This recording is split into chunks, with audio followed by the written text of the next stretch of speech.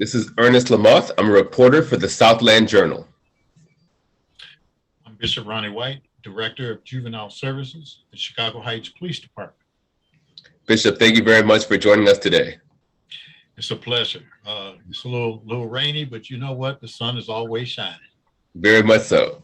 Can you talk to us a little bit about your overall career for people who may not know? I'm a juvenile officer at the Chicago Heights Police Department. I work with young people who've made mistakes. They may be in the system, or I do some preventive to try to keep them from going into the system. I may be talking with their parents. They may be on probation through the juvenile probation department.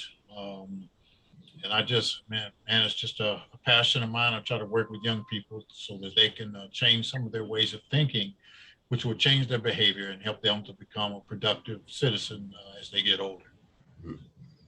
And this is obvious question, but I just want to hear from you. Why is it important to establish that early on so they become productive citizens? Because you have more opportunities to change your ways the younger you are, as opposed to being an adult. It's been my experience that once you become an adult, you kind of set in your ways. You get set. So I think it's a little easier. Plus they're in school, so they're being educated. So the whole point is to have an opportunity that they can make some changes now before it's too late. That's very true. Well, you recently have been appointed to the Illinois Crime Commission. Can you talk a little bit in general about what that is and how you felt about being appointed? Well, yeah, the Illinois State Crime Commission. It's and I'm serving now on the executive board, and I was truly humbled. I remember back in December, I received an email and then follow up with some phone calls, and I'm really ecstatic, and really what the commission is about is to raise awareness of issues that impact victims of crime in the state of Illinois, to publicly acknowledge the bravery and sacrifices made to those who daily secure the safety of people in Illinois. And I think that, when we look at what's going on today, how prolific crime is and how serious crime, especially dealing with gun crimes and all the carjackings, just with youth, with juveniles, but even with adults, and many have backgrounds where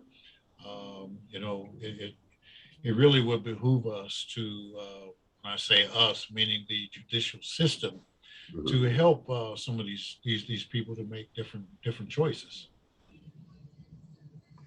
No, it's so very true in general. And what got you, in general, decided to go through this profession yourself? Well, this is an outreach, if you will, or an extension of the ministry. And I've been in the ministry now 33 years this year. But as a police chaplain, I've been a police chaplain for 27 years. And it's just a passion to help people. And it's just a mechanism to be able to be effective in the community.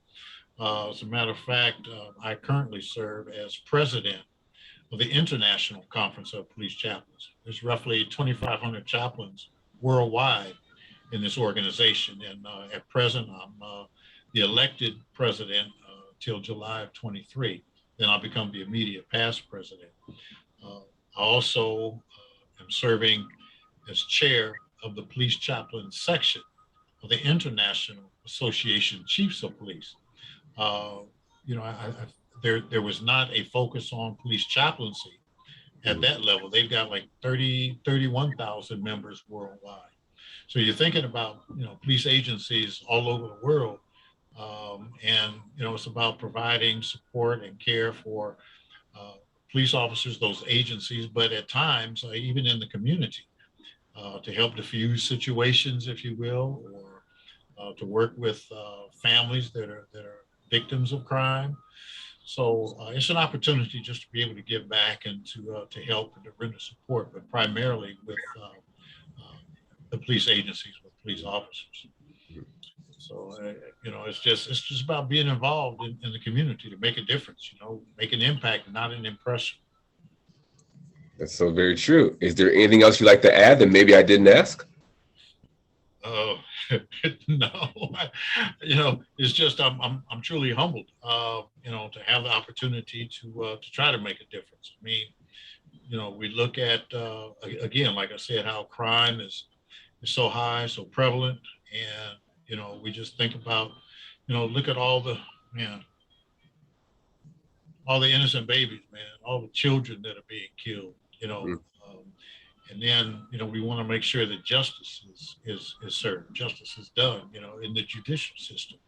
But at the same time, to let those persons know who have offended that you can turn things around.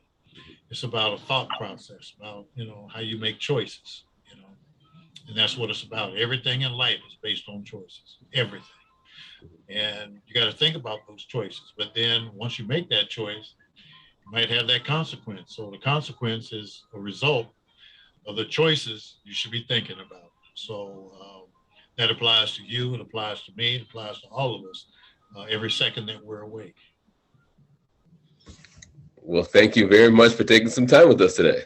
Absolutely. Thank you. I'm truly humbled by your kindness.